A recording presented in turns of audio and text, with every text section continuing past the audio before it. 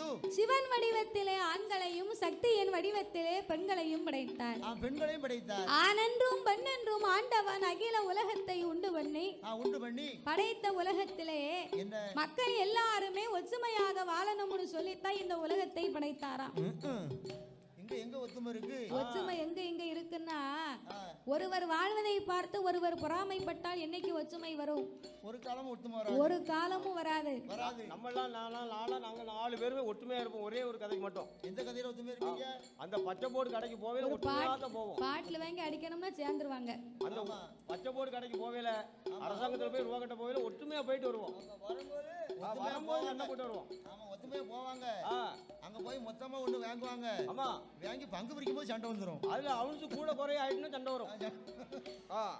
அதெல்லாம் ஒற்றுமை இருந்து என்னத்துக்கு இருந்தானே நீங்க இல்லாம போனானே. அது இருந்தா தான் உலகம். அப்படியா? உலகமே அதுல ஏங்கிட்டு இருக்கு. பரவாயில்லை. ஆமா உலகத்திலே ஆண்டவன் ஒற்றுமையாக வாழணும்னு படைத்தார்.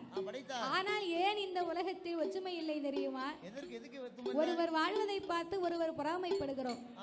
பக்கத்து வீட்டுக்காரன் நல்ல ஒரு வீடு வாசல் கட்டிட்டோம்னா அடுத்த வீட்டுக்காரன் நினைக்கா அவனை விட கூட ஒரு மாடியை போட்டுடலாமான்னு நினைக்கா. அவர் வீட்டுல ஒரு பைக் வாங்கினா அவனை விட நம்ம என்ன குறைஞ்சவனா அப்படின்னு இவன் கடனை வாங்கி ஒரு கார் வாங்கி விட்டுருதாங்க. வேற ஒண்ணும் இல்லையா? ஒரு செவத்த பொண்ணா பார்த்து பக்கத்து வீட்டுல கல்யாணம் முடிச்சிருப்பாங்க. அவனை விட என் பிள்ளை என்ன குறைஞ்சவனா? நான் அதை விட செவத்த பொண்ணா பார்த்து என் பிள்ளைக்கு நான் கல்யாணம் பண்ணி வைப்பேன் அப்படின்னு கல்யாணம் முடிக்காங்க. அப்ப எதை பார்த்தாலுமே பொறாமைப்படக்கூடிய மனிதன் வீடுனா வீடு, பைக்குனா காரு, பொண்ணுனா பொண்ணு, எதை பார்த்தாலும் பொறாமைப்பட்ட மனிதன் ஒரே ஒரு காரியத்தை பார்த்து மட்டும் பொறாமையே படவில்லையா? எந்த காரியத்துமே பொறாமைப்படாத காரியமே கிடையாது. ஆனா ஒண்ணு இருக்கு. ஒரு காரியம் இருக்கோ? என்ன தெரியுமா? என்ன காரியம்? அவன் வீடு வாங்கினா இவன் வீடு வாங்கணும் நினைக்காம பாத்தியா? ஆனா அவன் செத்து போயிட்டா நம்மளும் செத்துருவோம்னு யாராவது நினைக்கமாயா? மேல வீட்டுக்காரன் செத்து போயிட்டான் நம்மளும் செத்துருவோம் சீக்கிரம் யாராவது நினைக்காங்களா? நினைக்க மாட்டாங்க. மரணத்தை பார்த்து மட்டும் மனிதன் பொறாமைப்படவில்லையா? அத மட்டும் தான் பொறாமைப்படாம இருக்கான். பரவே சரி. அப்ப இந்த ஆண்டவன் இவ்விதமாகவே உலகத்தை உண்டு பண்ணி நாமளுக்கு 6 அறிவை கொடுத்தார், 9 தத்துவத்தை படைத்தார். நாமளுக்கெல்லாம் 3 ஆசைகளை கொடுத்தார். 3 ஆசை என்றால் என்ன ஆசை? மண் ஆசை, பொன் ஆசை, பெண் ஆசை. பெண் ஆசை. இந்த 3 ஆசைகளையும் கொடுத்து எண்சான் உடம்பை கொடுத்து நாமளுக்கு ஒரு சான் வயிற்றை கொடுத்து இரவென்றும் பகல் என்றும் 2 நாளைக்கு உண்டு பண்ணி பகலெல்லாம் நாமளுக்கு ஓய்வில்லாத உழைப்பை கொடுத்தார். இரவு எல்லாம் ஓய்வெடுக்கக்கூடிய நித்திரையாகப்பட்ட உறக்கத்தை படைத்து மரம், செடி, கொடி, பயிர், புல், பூண்டு, இலை, தாவரங்களோடு ஆடு, மாடு, கண்டுகாடைகள் அதனையும் படைத்து ஈ, எறும்பு, யானை முதல் என்ன உண்ணாத மனுக்கள் 84 லட்சம் கோடி ஜீவராசிகளை படைத்து இதற்கெல்லாம் முக்கியமாகவே ஆண்டவன் மூவுலகத்தை படைத்தார். மூவுலகம் என்றால் எந்த உலகம் அல்ல? மூவுலகம் என்றால் எந்த உலகம் தெரியுமா? அதலை, சுதலை, ஆதி பாதாள உலகம். அதலை என்று சொன்னால் அது ஆகாய உலகம், தெய்வ கைலாயம். சுதலை என்று சொன்னால் நாமல் அனைவர்களுமே வாழக்கூடிய இந்த மத்தியலோகம். ஆதி பாதாள உலகம் என்று சொன்னால் நாமளுக்கும் கீழே ஒரு உலகம் உள்ளதா? காலையில ஒரு பிக்காசும் கடப்பாரை வாங்கிட்டு வா. எதுக்குன்னு? இந்த பாதாள உலகத்தை தோண்டி கண்டுபிடிக்காம விடக்கூடாது. பாதாள உலகத்துல என்ன இருக்குன்னு கண்டுபிடிக்கணும், உடனே கண்டுபிடிக்கணும். ஆமா, ஏற்கனவே நீங்க 2 பேரும் வேலையில கெட்டிக்காரங்க. நாளைக்கு கடப்பாரை வாங்கிட வேண்டியதா வாடகைக்கு. அதானே. அப்பேர்வட்ட ஆதி பாதாள உலகத்தில் அந்த உலகத்தில் யார் ஆண்டு வருகிறார் தெரியுமா? யார்? வல்லரக்கே ராஜுதண்டா, வல்லரக்கே ராஜுதண்டா, ஆதி பாதாள உலகம் எல்லாம் 16 வயதுக்குள்ளே பட்டமதை சூட்டுவாரா, செங்கோலை தான் பிடித்து சிம்மாசனம் தான வந்து வாசம் புகழ் சூடும் உலகம் எல்லாம்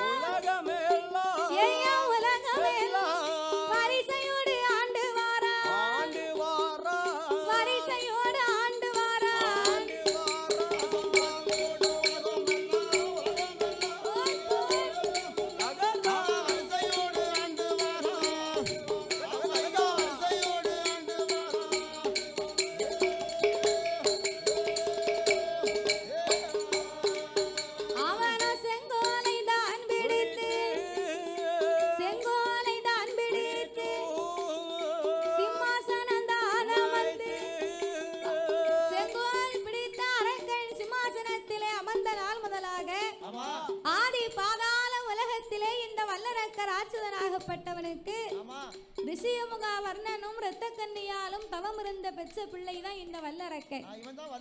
இவனுக்கு 16 வயதிலே நாட்டை பட்டம் சூட்டி வைக்க வேண்டும் என்று அம்மான் மகளாகிய பவளக்கன்னியை கொண்டு வந்து திருமணங்களை செய்து வைத்தார்கள்.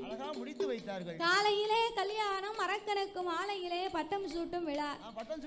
பார்த்தா ரிஷியமுக வர்ணன், எப்பா என் மகனே வல்லரக்கா, இந்த பாதி பாதாள உலகம் அத்தனையவும் அவனிக்கடை 56 தேசத்தையும் நீ ஒரே கொடையின் கீழ் அன்போடு பண்போடு ஆசவாசங்களோடு அடக்கி ஒடுக்கி நீ ஆள வேண்டும் அப்பா.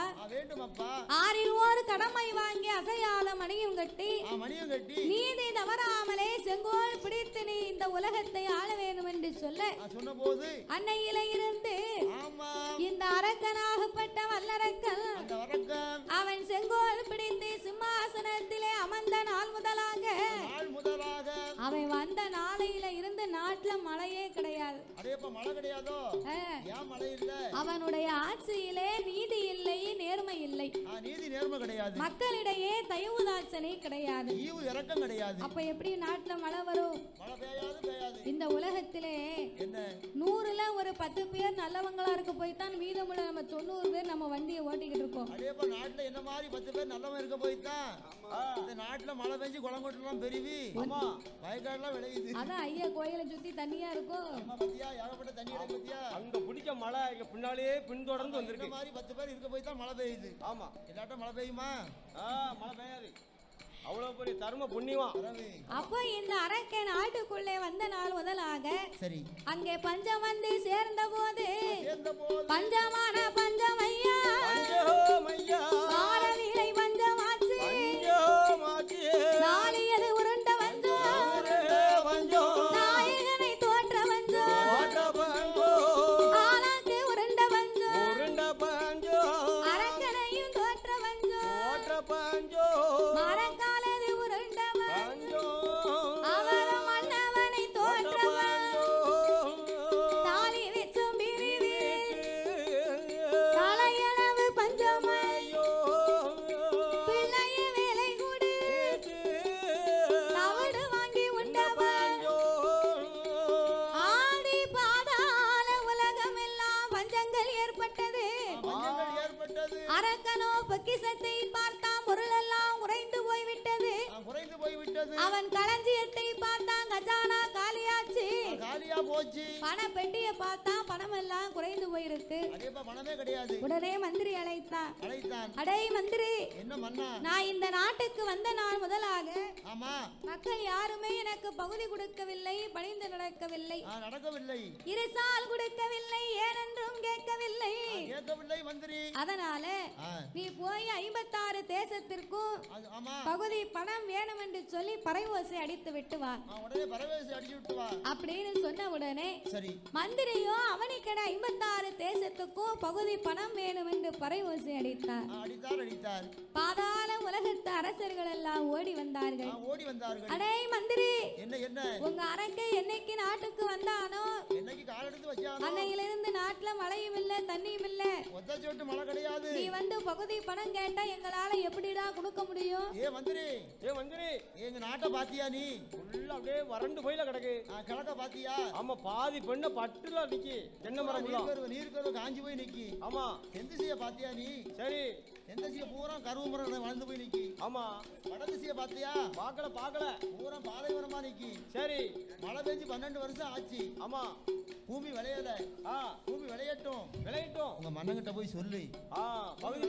அடே மந்திரி, உங்க அரக்கனாகப்பட்ட வல்லரக்கனுக்கு பகுதி பணம் வேணும் என்று சொன்னா அவனை படையெடுத்து வர சொல்லு. பகுதி பணம் கேட்டு வந்தா கொடுக்கவே மாட்டோம். பகுதி பணம் கேட்டு வந்தா கொடுக்கவே மாட்டோம். நாங்க கொடுக்கவே மாட்டோம். அவனை படையெடுத்து சண்டை செய்ய, அவனை படையெடுத்து சண்டை செய்ய கொடுக்கவே மாட்டோம்.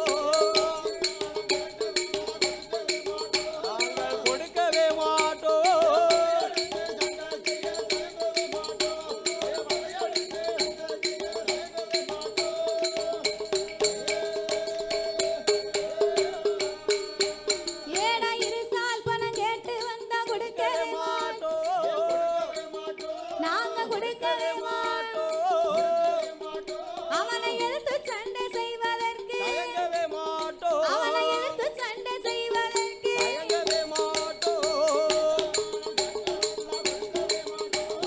கொடுக்கவே மாட்டோம்.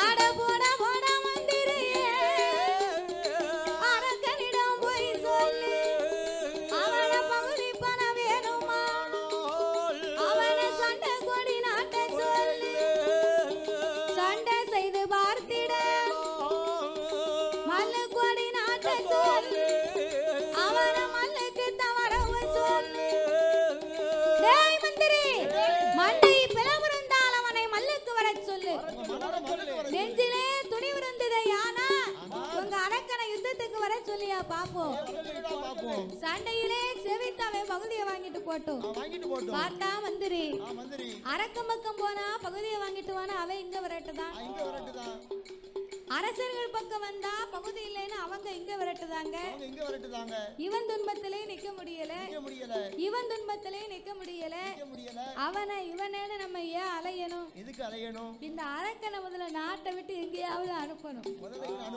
இவனை அனுப்பிட்டா நம்ம யாரையும் சொல்ல வேண்டாம், பிரச்சனையே கிடையாது.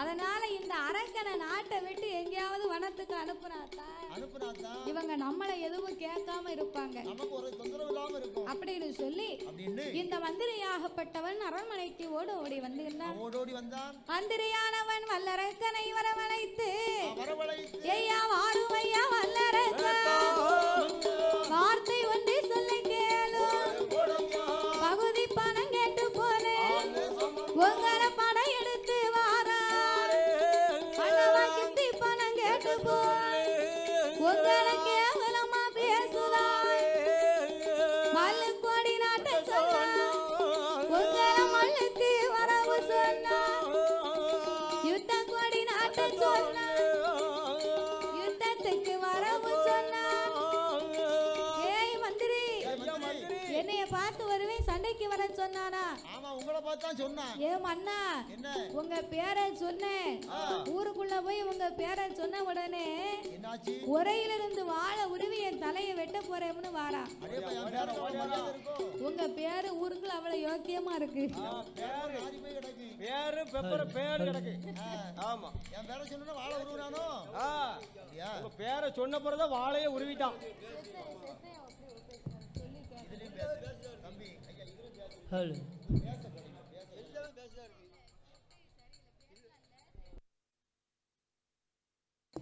அதனால என் மன்னா வல்லரக்கா சண்டை கொடி நாட்ட சொன்னார் உங்களை சண்டைக்கு வர சொன்னார்கள் யுத்த கொடி நாட்ட சொன்னார் உங்களை யுத்தத்திற்கு வரவும் சொன்னார் மன்னவா அப்படின்னா நம்ம படையை திரட்டதா சண்டைக்கு போவோம். மன்னா ஆனப்பட குதிரைப்பட ஒட்டகப்பட எல்லாம் இது ஒரு காலத்துல இருந்துச்சு. அந்த பஞ்சத்துல அதெல்லாம் அழிந்து போய் விட்டது. அதனாலே சண்டைக்கு போகணுமானா சைனிகள் கிடையாது, யுத்தத்திற்கு போகணுமானா யுத்த படைகளும் கிடையாது. ஒரு மனிதனுக்கு ஆயுதத்திலே சிறந்த ஆயுதமே பொறுமை என்கிற ஆயுதம் தான். பொறுத்தார் இந்த பூமி ஆழ்வார் என்று சொல்லுவார்களே மன்னவா.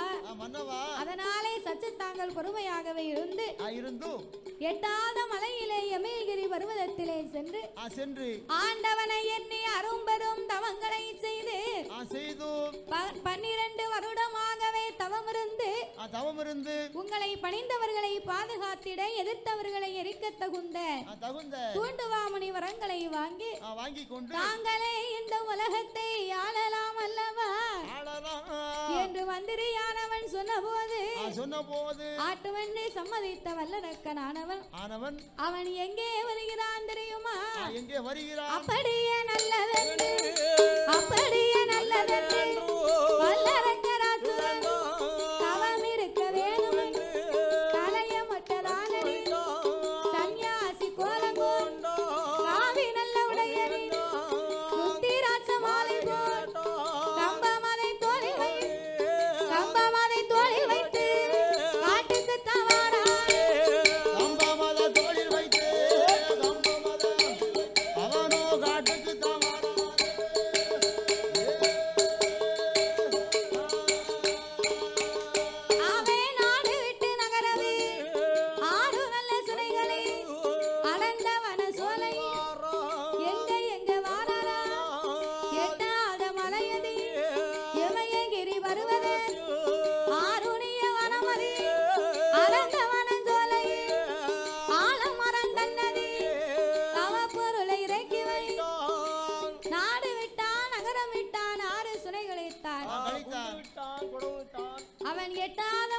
கடந்து யமயகிரி பர்வதத்திலே வந்து ஆலமரத்தின் அடியிலே தவ பொருளை இறக்கி வைத்தான். இறக்கி வைக்கிறான். குளித்து நீராடினான், காவி உடையணிந்தான். சரி. நெச்சி நிறைய பட்டை அடித்து மத்தியிலே செந்தூர பொட்டு வைத்து தவ சாலை அலங்காரம் செய்து ஆல குளியமைத்த 1000 முலம் கம்பத்தை நாட்டி அவன் கம்பத்திற்கு மேலே தகுந்த தவ பொருட்களை எடுத்து வைத்து கடைசியாகவே கோழி முட்டை வைத்தாம். ஒரு குண்டூசியை நாட்டினான். கடைசில கொண்டு முட்டையை கொண்டு எதுக்கு வச்சானே? கோழி முட்டை ஏன் வைக்காம தெரியுமா ஐயா? எதற்காக? தவம் இருக்கும் போது கரு இருந்தா தான் அதுல உரு ஏறும். ஓ, கரு இருந்தா தான் உரு ஏறும். அப்ப கோழி முட்டை வேணும். சரிதான், முட்டைக்குள்ள கரு இருக்கு. அப்போ ரெண்டு தாரா கோழி முட்டையை வாங்கி தரேன். தாரா கோழி முட்டையை நீ அவிச்சு சாப்பிடு. அதுல கரு பிடிக்காதோ?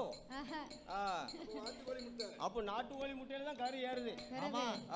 அதனாலே சரி, கோழி முட்டைக்கு மேல் ஒரு குண்டூசியை நாட்டி ஊசி முனையின் மேல் இந்த வல்லரக்கன் வலது கால் பெருவிரலை ஊன்றி கொண்டு நாசி அடக்கி ஊசி தவங்களை செய்து வருகிறான் அல்லவா? செய்து வருகிறான். ஒரு நாள் தவம் இருந்தானா? இல்ல இல்ல. ஒரு வாரமாக தவம் இருந்தானா? இல்ல. 12 வருடமாகவே இறைவனை எண்ணி தவம் இருந்தான். 12 வருடமும் பகவான் வரவே இல்லை. ஆண்டவனை எண்ணி அழுது புலம்பினான். எப்படி?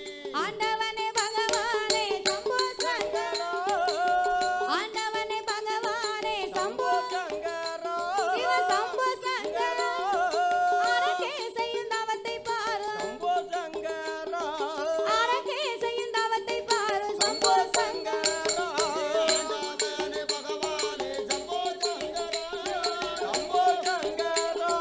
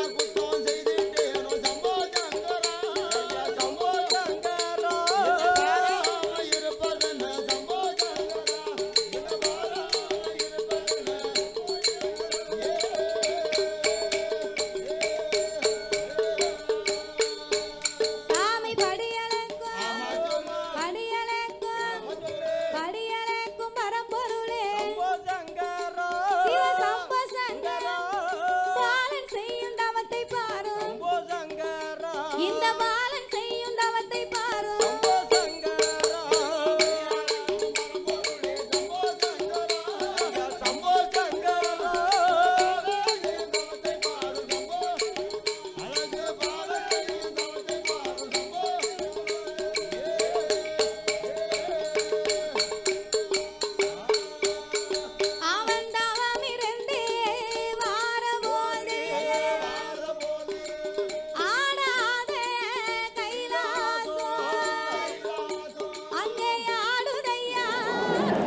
ஓவியம் சேனலை லைக் பண்ணுங்கள், ஷேர் பண்ணுங்கள், கமெண்ட் பண்ணுங்கள், மறக்காமல் சப்ஸ்கிரைப் பண்ணுங்கள். அப்படியே அந்த பெல் ஐக்கானையும் கிளிக் பண்ணுங்கள். தேங்க்யூ ஃபார் வாட்சிங்.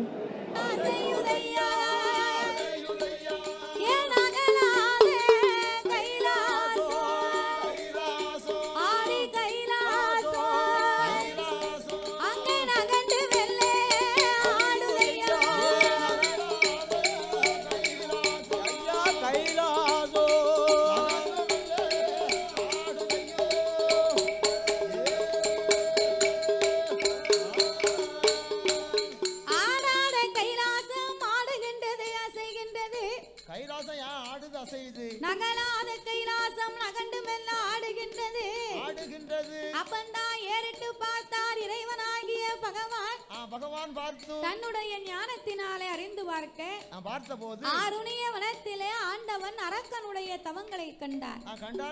அடேங்கப்பா, இப்பேர்வட்ட அரக்கனுக்கு அரக்கர் குலத்தில் பிறந்தாலும் நம்ம மேல இவனுக்கு என்ன ஒரு அன்பு இருக்கிறது. இப்பொழுதே சென்று இவனுக்கு வரம் கொடுக்க வேண்டும் என்று இரவு நேரத்திலே சரி சாமம் நடுச்சாமம் நள்ளிரவு 11:30 மணி இருக்கும். கரெக்டா 11:30 மணி இருக்கும். ஏமசாம நேரம் இலை குலுங்காத சாமம் போல ஆண்டவன் அரக்கனுக்கு வரம் கொடுக்க வேண்டும் என்று புறப்பட்டு வருகிறார். அப்படியே புறப்பட்டு வருகின்றார். அவர் புறப்பட்டு வரும்போது இந்த பார்வதி சும்மா இருப்பாளா? அவ எப்படி சும்மா இருப்பா? இந்த இறைவன் இரவு நேரத்துல நம்ம கிட்ட சொல்லாம இவர் எங்க போறாரு? இந்த மனுஷன் 11:30 மணிக்கு எங்க போறாரு?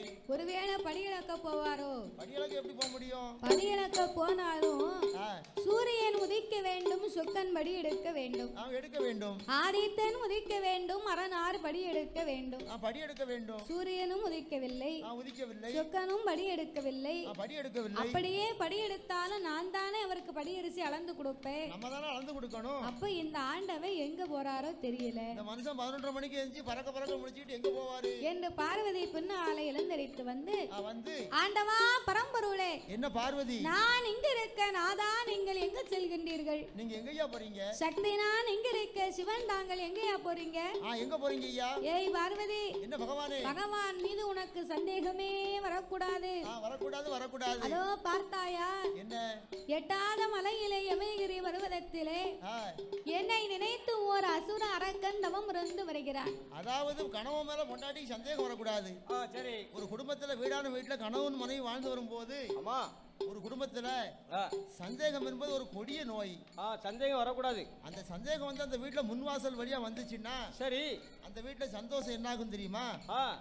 சந்தோஷம் பின்வாசல் வழியா ஓடி போயிரும். பரவாசல் வழியா பிச்சுக்கிட்டு ஓடிடும். அப்படி பின்வாசல் இல்லைன்னு வைங்க, சரி, சன்னல் வழியா ஓடி போயிரும். சந்தோஷம் காத்தா போயிரும். ஆமா, சந்தேகம் உள்ள வந்துச்சுன்னா சந்தோஷம் ஓடி போயிரும். ஆமா, அதுதான் கண்ணதாசன் சொன்னார். என்ன சொன்னார்? சந்தேக கோடு மனிதனுக்கு சந்தோஷத்துக்கு கேடுனாரு. சரி, ஆணு பெண்ணை நம்பணும், பெண்ணு ஆணை நம்பணும். நம்பிக்கை தான் வாழ்க்கை. அதனாலே பார்வதி, ஆண்டவன் மீது நீ சந்தேகப்படாத. தவம் இருக்கக்கூடிய அரக்கனுக்கு தான் ஆண்டவன் வரம் கொடுக்க புறப்பட்டு போறேன்டி. போறம்மா. ஆண்டவா, என்ன நீங்க வரம் கொடுக்க போறதுனால எந்த தவறுமே இல்ல, ஒரு குறையும் கிடையாது. நீங்க போகும்போது காலையிலே போகலாம், மத்தியானம் போகலாம், சாயங்காலம் கூட போகலாம். இப்ப போனாலும் எந்த தப்பும் இல்ல. நீங்க போகும்போது உங்க மூத்த மகன் கணபதி முன்னாலே அமர்ந்திருந்தான். உங்களுக்கு முன்னாடி இருக்கான். அவனிடத்தில் ஒரு வார்த்தையை சொல்லலாம். அந்த மாதிரி இந்த இடத்துக்கு போயிட்டு வரேன்டா. இளையவன் வடி வேலவன் இருக்கின்றான். அவங்கிட்டயாவது ஒரு வார்த்தையை சொல்லலாம். உங்க மனைவி பார்வதி நான் ஏன் இருக்கேன், நான் எதுக்கு குத்துக்கலாட்டம் இருக்கேன், என்கிட்டயாவது ஒரு வார்த்தையை சொல்லலாம். அழகா என்கிட்ட ஒரு வார்த்தை சொல்லலாம். சரி, பரவாயில்ல, இருக்கட்டும். நமக்குள்ள 1000 சண்டை சடவு இருக்கும், குறைஞ்சது 500ஆவது இருக்கும். நீங்க போகும்போது இந்த செவரை பார்த்தாவது இந்த மாதிரி நடத்துக்கு நான் போயிட்டு வரேன்டி, நான் என்ன தேட வேண்டாம், நான் போயிட்டு வரேன் அப்படின்னு ஒரு வார்த்தையை நீங்க சொல்லலாம். அழகா சொல்லலாம். என்னிடத்திலே சொல்லாமலே புறப்பட்டதுனால இனி உங்க மேல எனக்கு நம்பிக்கையே கிடையாது. நம்பிக்கை சுத்தமா கிடையாது அப்படின்னு சொன்ன உடனே சரி, பார்வதி சொன்னா, என்ன சொன்னா, நீங்க பரம் கொடுக்க போக வேண்டுமானா அரக்கனுக்கு என்னிடத்திலே சொல்லாமல் போனதுனால இனி உங்களுக்கு அதிகாரம் இல்லை. ஏய் பார்வதி, நான் போக வேண்டாமானா அரக்கனுக்கு எப்படி வரம் கொடுக்க முடியும்? சரி ஆண்டவா, அதற்கெல்லாம் நீங்க ஒண்ணும் பயப்பட வேண்டாம். பயப்படாதீங்க. உங்க ஏவல் பிள்ளை நந்தி தேவனை நீங்க ஏன் வச்சிருக்கிய? பாதுகாப்பு தான், ஒரு ஏவல் வேலைக்கு அவனை கூப்பிட்டு பூலோகம் போய் அரக்கனை கைலாசம் கொண்டு வர சொல்லி அவன் கேட்ட வரத்தை கொடுக்க சொல்லுங்க. ஆமா, அப்படி என்று சொல்லி ஆண்டவன் நந்தீஸ்வர பகவானை வரவழைத்தார். ஏ நந்தீஸ்வரா, என்ன? ஏ நந்தி, என்னையா? எந்திடா. அதனால பூலோகத்திலே ஆருணிய வனத்திலே சென்று அந்த அரக்கனாகப்பட்டவனை என் கைலாசத்திற்கு நீ அழைத்து வர வேண்டும். உடனே கூட்டி வர வேண்டும். என்னால எப்படி ஐயா முடியும்? முடியாது. அவனுக்கு பறக்கக்கூடிய சக்தி எனக்கு இருக்கு. அவன் பூலோக பிறவி, நான் கைலாச பிறவி. அதுக்கெல்லாம் நீங்க கவலைப்படாதப்பா. 2 பச்சிலை குளிகையை தாரேன், அதை கொண்டு போய் அரக்கன் வாயிலை போட்டு 2 கடவாயிலை இடவாயிலையும் ஒதுக்க சொல்லு. ஒதுக்கிய 3.25 நாளிகையிலே ரெக்கை வந்து முளைக்கும். உன்னோடு பறந்து கைலாசத்திற்கு வருவான் என்று ஆண்டவன் வரம் கொடுத்து வழி அனுப்பி வைக்க நந்தி தேவன் யமகிரி மலையிலே வந்து அரக்கனை காணாமல் அழுது புலம்பினார். எப்படி புலம்பினார்? இன்னமும் காணலையே அரக்கனை, இன்னமும் காணலையே, எப்போ காண்பேனோ அரக்கனை, எப்போ காண்பேனோ,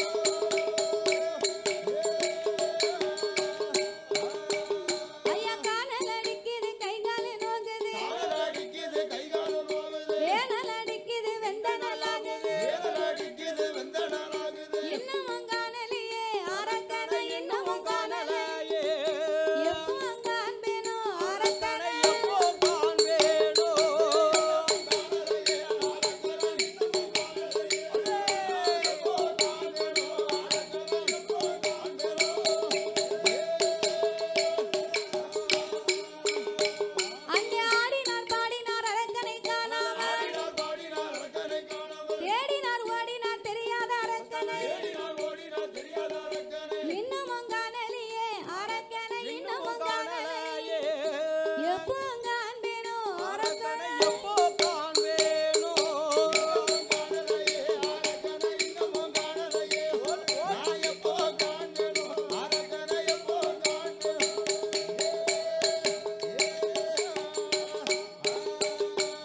அரக்கா அரக்கா அரக்கா என்று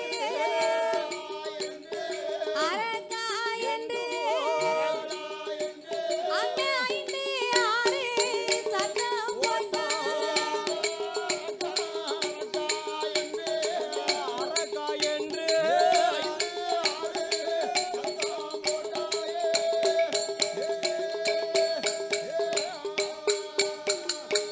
அடே அரக்கா 2 தவம் இருக்கும் வல்லரக்கா ஈசன் உன்னை அழைக்க சொன்னார் மகனே மகனே மகனே வரண்டி தவம் இருக்கும் வல்லரக்கா அரக்கா வள்ளல் பகவான் உன்னை அழைக்க சொன்னார் என்று என்று என்று நந்தி தேவன் இப்படி 5 6 சத்தம் போட்டு அழைத்த போது அப்படி அழைத்த போது அரக்க அப்பந்தான் லேசா புத்த விட்டு வெளியே எட்டி பார்க்க அப்படியே தலை எட்டி பார்க்கான் ஆடிய கூத்து ஆடினாலும் காரியத்திலே கண்ணா இருக்கணும் எப்படி கண்ணா இருக்கணும் மாடு தப்பினா செடி எல்லாம் கண்ணு என்பார்கள் அப்படின்னா தூண்டில்காரங்களுக்கு முதப்புல கண்ணு மாடு தப்பிட்டுனா செடியெல்லாம் கண்ணுனா என்ன தெரியுமா நம்ம மாடு அந்த செடியில நிக்குமா ஆமா இல்லனா இந்த செடிக்குள்ள நிக்குமா ஒருவேளை இங்க நிக்குமா அப்படின்னு தேடி பார்ப்பாங்க தேடி பாப்பாங்க அதான் மாடு தப்பினா செடி எல்லாம் நம்ம கண்ணு போகுமா ஆமா தூண்டிக்காரனுக்கு மிதப்புல கண்ணுனா என்னது தூண்டில்காரனுக்கு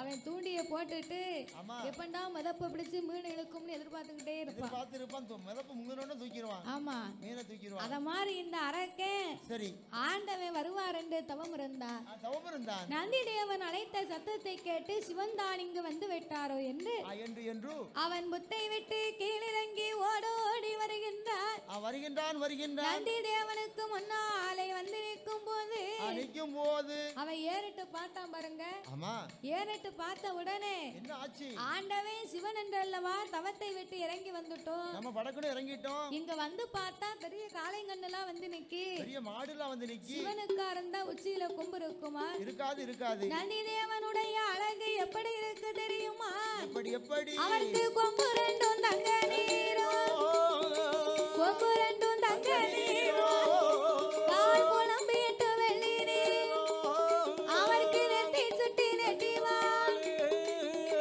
கொம்பு 2 தங்கமா மின்னுது ஜொலிக்குது ஆமா ஏன் தங்கமா மின்னுது தங்க கொம்பா தங்க கொம்பாய முளைக்கும் எப்படி தங்கம் மின்னுது தங்கத்தால குப்பி கட்டி இருக்காங்க தங்கத்தால கட்டி இருக்காங்க வெள்ளியால லாடம் பிடிச்சிருக்காங்க ஆமா நெத்தி சுட்டி நெட்டி வாலு 4 காலு சுட்டி வெள்ளை அடே பாமா பார்ப்பதற்கு பேர் அழகா இருந்த உடனே அரக்கனாக அவனுக்கு கோபம் வந்து விட்டது அந்த நந்தி தேவனை பார்த்து யாரடவா காளைங்கண்ணே யாரடவா காளைங்கண்ணே நீ எவரடவா இங்கு வந்த ஏடா மாடு போல வந்தவன் ஏன் மணித்தவத்தை கலைத்தவன் காளை போல் வந்தவன் கடுந்தவத்தை கலைத்தவன்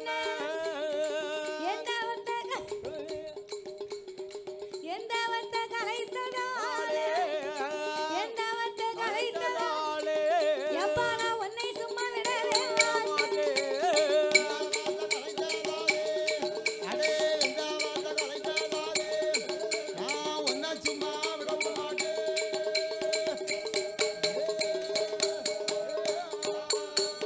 ஏ காளை மாடு மாறி வந்து என் மணி தவத்தை கலைச்சிட்டியப்பா காலை போல வந்து என் கடுந்தவத்தை கலைத்து விட்டாய் தவத்தை கலைத்து விட்டாய் நான் பாட்டுக்கு சிவனேன்னு தான் இருந்தேன் சும்மா இருந்த என்ன எப்படி நான் பாட்டுல சிவனேன்னு இருந்தேன் ஆமா நான் பாட்டு தவத்தை எழுதிக்கிட்டு இருந்தேன் பிறகு அப்ப இந்த அரக்கனாகப்பட்டவன் என் தவத்தை கலைச்ச உன்னை நான் சும்மாவே விட மாட்டேன் உன்னை விட மாட்டேன் இதோ உனக்கு நான் இப்பமே சாபத்தை கொடுக்கிறேன் அரக்கா என்ன கொஞ்சம் பொறப்பா கொஞ்சம் அவசரப்படாத நான் யாரு தெரியுமாடா நீ யாரு நான் தான் வானுலோக தேவன் இறைவனுக்கு ஏவல் பிள்ளை என் பெயரு தான் நந்தி தேவன் உன் பேர் தான் நந்தி தேவனா உன் பேரு தான் நந்தியா ஆமா ஆமா உன்னை பார்க்கும் போதே எனக்கு தெரிஞ்சு போச்சு தெரிஞ்சு போச்சு நான் சிவன் என்று அல்லவா தவத்தை விட்டு இறங்கி வந்தேன் படக்குன்னு இறங்கி வந்துட்டேன். நீங்க வந்தா நான் எப்படி ஆண்டவனை கண்டு வரத்த வாங்க? சண்டாள பாவி என் தவத்தை கெடுத்துட்டியா?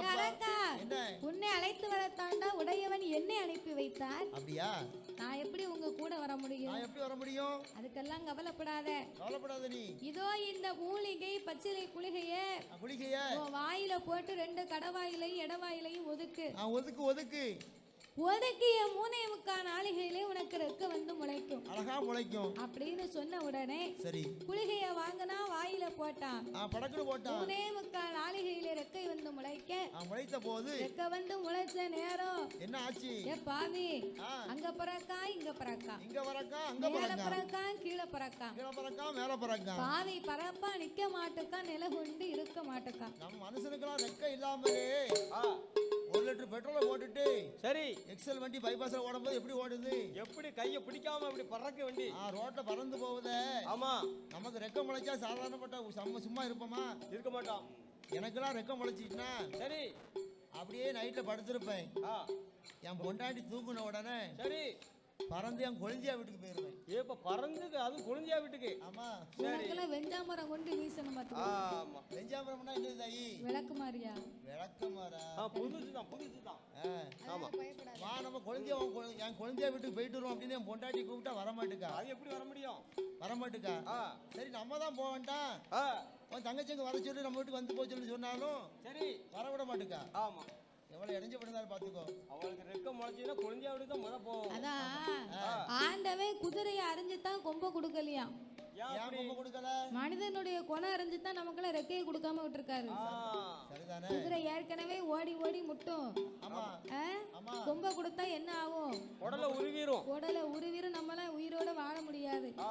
அதனால ஆண்டவனாகிய பகவான் கொடுத்த அந்த பச்சிலை குளிகையின் மகிமையினாலே அரக்கனுக்கோ இருபுறமும் ரெக்கை வந்து முளைக்க அந்த அரக்கனானவனை நந்தி தேவன் அழைத்து அரக்கா நீ இப்படியே மேலங்கீழும் பறந்துகிட்டு இருந்தா நம்ம கைலாசத்துக்கு போக முடியாதுடா.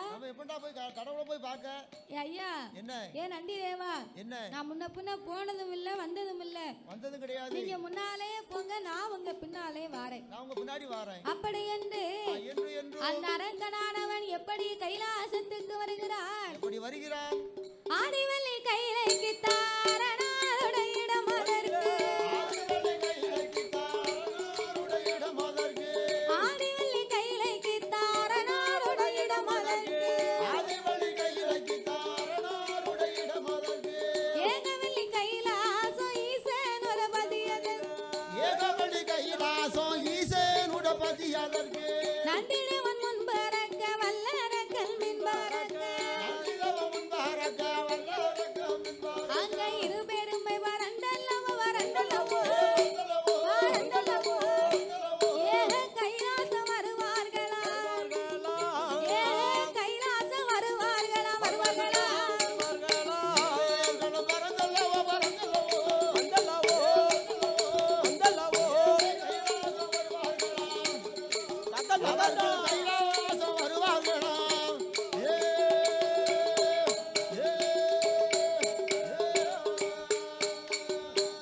இரு பேர்களுமே இறைவனுடைய கைலாசத்திற்கு வந்தார்கள். அரக்கன் கீழக்கோட்ட வாசல் தெய்வேந்திரன் குளிர்சபைக்கு வந்தான்.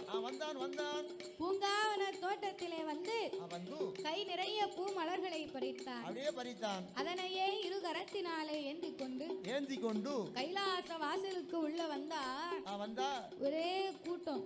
என்ன கூட்டம்? ஒரே கூட்டம். கொள்ள கூட்டமா?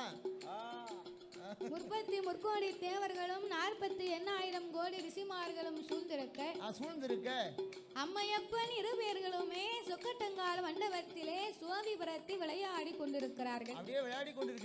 நந்தி தேவன் கூட்டத்தை விலக்கி செல்ல அரக்கனோ அவருக்கு பின்னாலே வந்து நின்று இறைவனின் பாதத்திலே மலர்களை தூவி அந்த ஆண்டவனை அடிபணிந்தான் வல்லரக்கன்.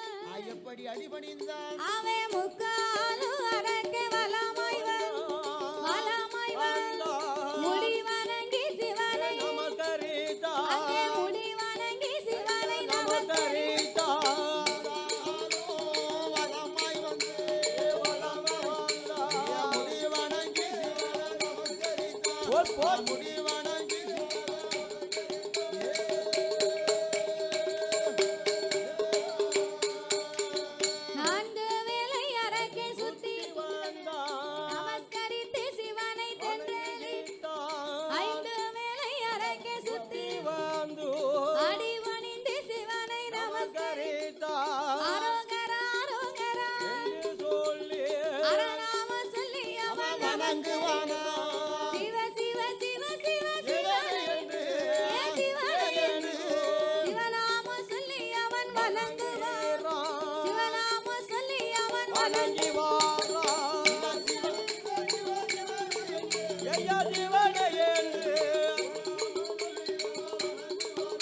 மகா சிவநாமம் சொல்லி அவன் வணங்குவானாயே.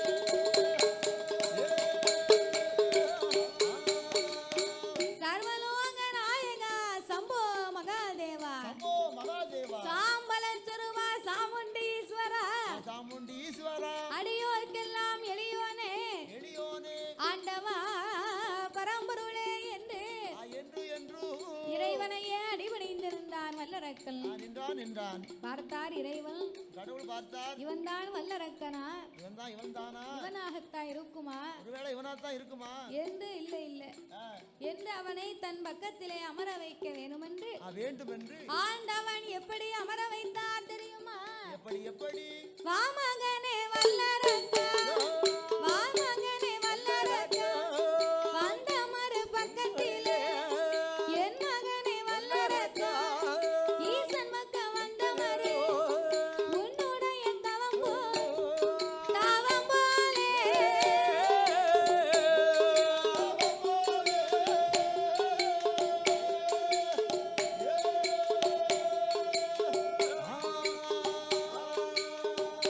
நான் உலகத்தில கண்டதில்லை கண்டதில்லை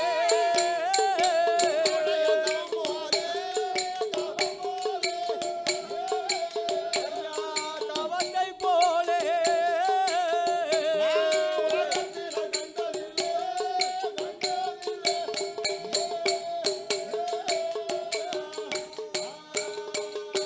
எப்பா அழகா உந்தன் தவம் போல் ஆண்டவனும் கண்டதில்லை. என்ன வரம் உனக்கு வேணும் இப்பொழுது கேளுதார், கேட்ட வரங்களெல்லாம் கிருபையோடு உனக்கு தார், சொன்ன வரங்களெல்லாம் எப்பா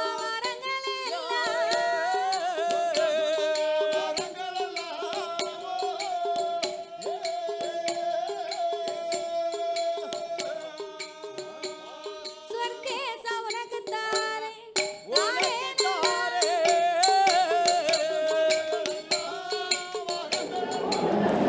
ஓவியம் சேனலை லைக் பண்ணுங்கள், ஷேர் பண்ணுங்கள், கமெண்ட் பண்ணுங்கள், மறக்காமல் சப்ஸ்கிரைப் பண்ணுங்கள், அப்படியே அந்த பெல் ஐக்கானையும் கிளிக் பண்ணுங்கள்.